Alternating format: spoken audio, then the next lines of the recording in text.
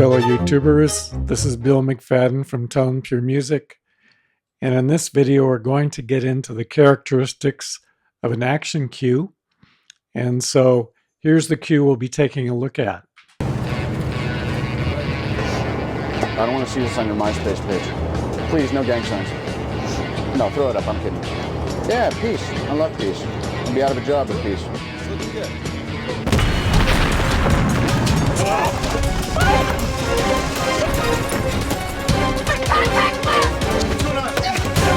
Contact left!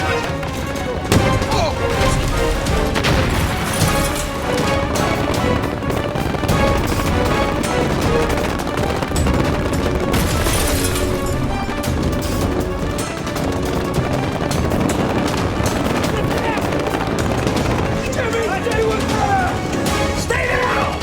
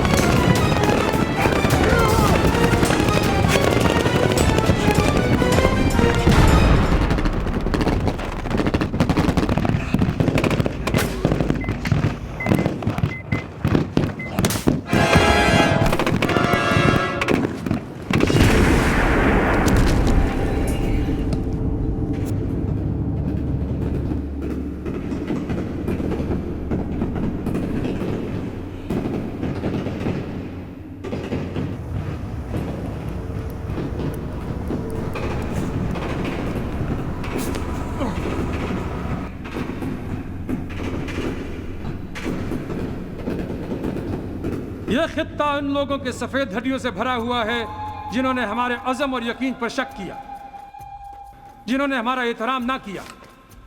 तुम्हें यह यकीन है कि तुम Okay, so that pretty well is the clip with a lot of action in it. And there are different characteristics of action cues. And one of the main characteristics is they're heavily driven by rhythm. Another thing we see in action cues is a lot of odd meter.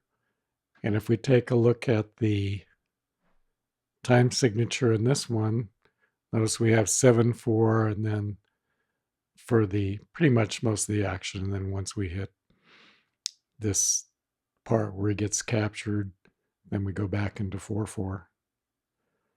So odd meters basically would be like 7/8, 5/8, where the beats per measure is an odd number. Also, compound meters are used frequently where they have 3 subdivisions per beat, like 6/8, 9/8, 12/8. And simple meters have 2 subdivisions per beat, like 3/4 and 4/4. So the simplest odd meter would be 5/8, which contains 1 compound and 1 simple beat. So, and you can break them up. For example, if you have a 7/8, for example, you could have 2 plus 2 plus 3, or you could have 2 plus 3 plus 2, or break the 7 up to 3 plus 2 plus 2. So Also, another thing you have in action cues is mixed meters. So when you have frequent time signature changes, so alternating between, say, 3/8 and 5/4, and then maybe go to a 3/4 and then a 7/4. So it gives you unpredictability in the action cue. So that's one of the things that you want with action cues is unpredictability. So as we move along from the beginning. I don't want to see this on your MySpace page. Please, no gang signs. No, throw it up. I'm kidding. So if you notice the music in the background is source music, okay, where the music would actually be coming from the speaker in the Humvee or whatever portable device they're using in the Humvee. Yeah, peace. I love peace. I'll be out of a job with peace. It's looking good.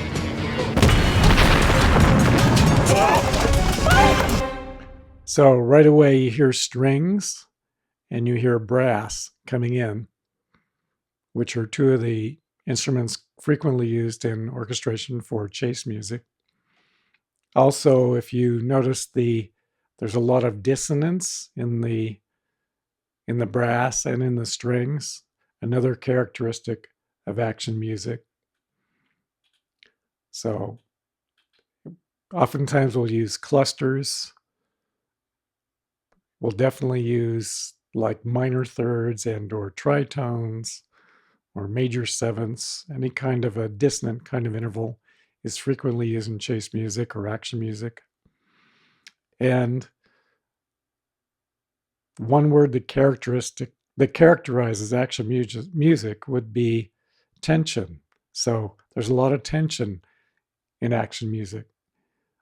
Also, fast tempo is usually indicated, like around 160 or so. Let's listen to a little bit more of the cue.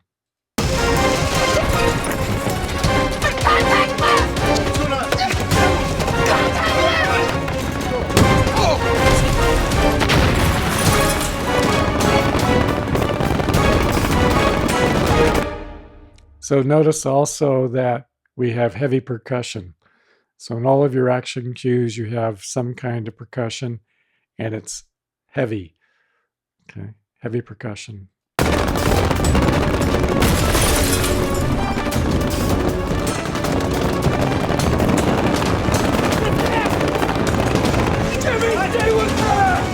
Stay down!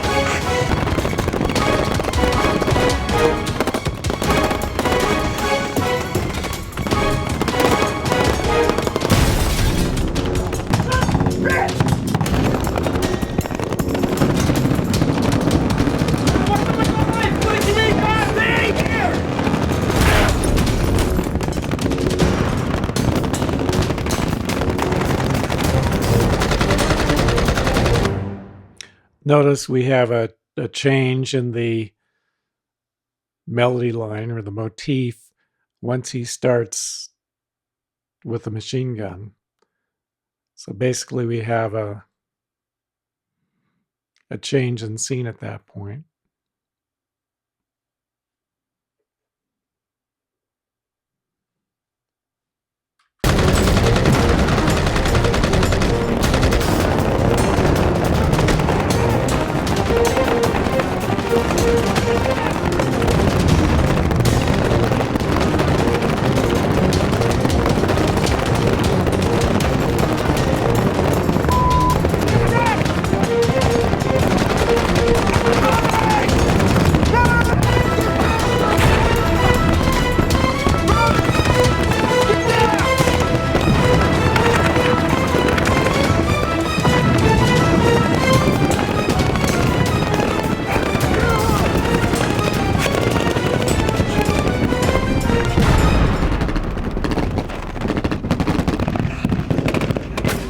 And then we have the scene change at that point again. So the music actually stops there and then lets you focus on the next big event.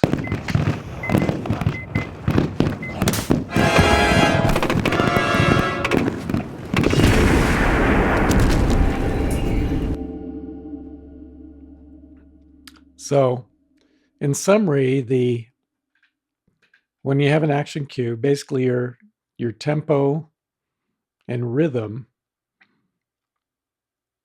have the characteristics of being rhythmically unpredictable. You have a fast tempo, and it's common to use odd meters such as 5/8, 7/8. It's common to use frequent meter changers to create rhythmic tension. In terms of harmony, we have dissonance, that's commonplace. Chords using minor seconds, tritones, or augmented fifths give you that kind of dissonance. Also, it can use a lot of chromaticism. Key changes often occur. If you notice in the cue, we did have one of the motifs going up chromatically as it was progressing through the cue. And it's certainly common to use other scales other than your common major and minor sevenths, or your major scales and minor scales.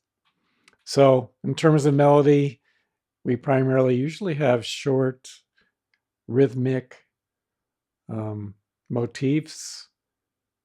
They're short, they're fragmented, they're commonly based on scales other than traditional major and minor because of the dissonance that we need.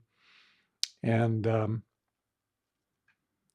in terms of the orchestration, we have a lot of repeating figures to drive the music, and those are usually in the upper strings. Also, the rhythms in the upper strings can be enhanced by the brass using staccato articulations. We saw a lot of staccato going on in the strings and in the brass. And woodwinds, you can use woodwinds, of course, using ascending runs to enhance crescendos, and runs and or arpeggios to add a little bit of ear candy. Bass lines are spread across the bass instruments in all the families, the woodwinds, the brass, the strings, and percussion. And you can use, of course, non-pitch percussion to highlight accents. Cymbal swells, harp glisses can be used to enhance crescendos. Other percussion, timpani, which we didn't use, but snare drum, bass drum, we did use to enhance the rhythmic figures. So that's sort of a first look at an action cue. And as time progresses, we can get a little bit more into how to go through and construct an action cue in detail. So that'll wrap it up for this video. This is Bill McFadden from Tone Pure Music. If you like this video, please click like. If you wish to be notified of upcoming videos, please subscribe. So this is Bill McFadden from Tone Pure Music signing off.